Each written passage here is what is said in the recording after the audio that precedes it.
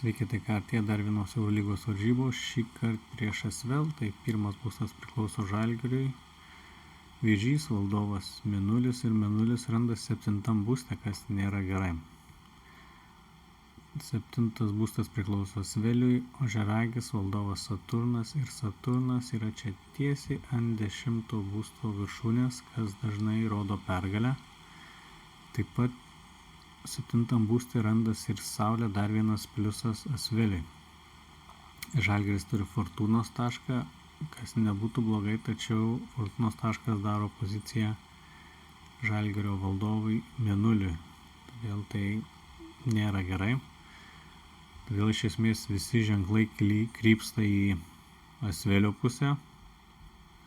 Keista, bet panašu, kad Asvelis šiandien pasiims pergalę, o ar taip ir bus, pamatysim šiandien vakare.